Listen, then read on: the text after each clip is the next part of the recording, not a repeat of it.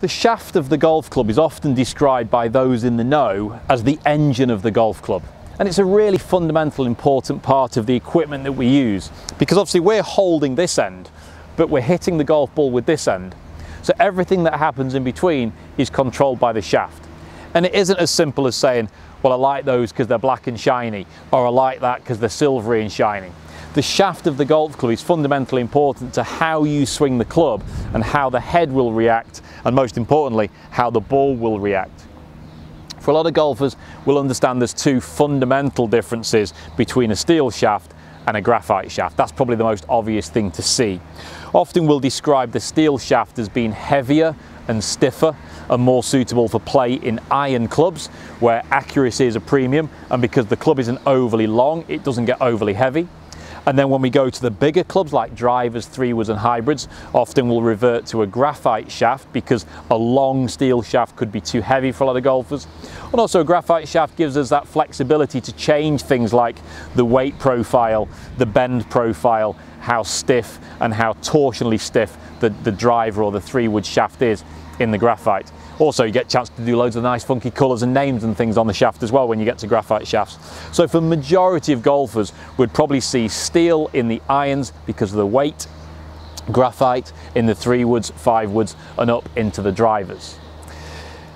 If you feel like you struggle with a slower swing and you struggle to hit the ball far, graphite shafts might be the best thing for you throughout your whole bag. So don't worry if you're a graphite shafted player throughout. In fact, probably more senior ladies and struggling with swing speed golfers should be converting to graphite shafts throughout the bag, because it does give you that extra little bit of help to get the ball up in the air. Another touching point there would also be if you struggle with arthritis or like a golfer's elbow, like a vibration related injury or illness, then graphite shafts will often dampen the vibration that you get through the golf club. So consider going to graphites, and a better quality grip might actually help you be able to play golf more pain-free if you get a vibration through your current steel shafted clubs. Now, as we go to the graphite stuff, you get lots of options with graphite, as you do with steel to be fair, to change things like how much the shaft bends, how much the shaft twists, how heavy the shaft is, and where the kick point of the shaft is. Kick point describes where the most bend happens. So we could have a low kick point, a mid kick point, or a high kick point. And all this is used to change what happens to the golf ball and how the club can feel and how fast I can swing it. So let's say I made a very, very heavy, very, very stiff shaft. Too heavy and too stiff for my swing speed. The golfer might pick it up and immediately feel like it's made of lead. They might feel like they can't swing it very fast. They might feel like they can't load and unload the shaft. We might therefore see shots that drift off low and down the right hand side. That just feels like a shaft that's too stiff for my swing speed. Understanding that just because your handicap is the same as somebody doesn't mean you should be using the same shaft as somebody. Just because your swing speed's the same as somebody, even swing speed, you shouldn't necessarily be using the same shaft, because it can relate to flight profile and how you want to see the ball, and also relating to the head.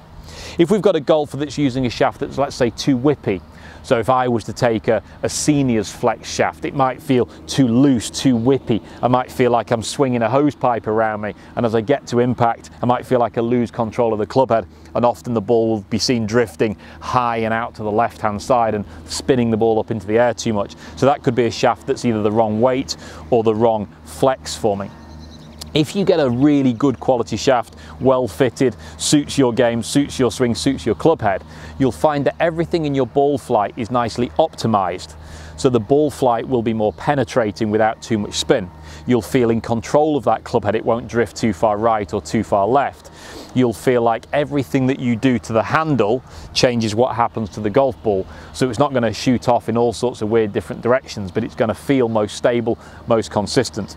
Now with modern technology, with flight scopes and TrackMan and all that sort of stuff, this is relatively easy stuff to get now. Most good golf retailers will be able to get you on a fitting piece of equipment, try out loads of different shafts and find the perfect one for you. So don't expect this to feel like too much sciencey, too much mumbo jumbo.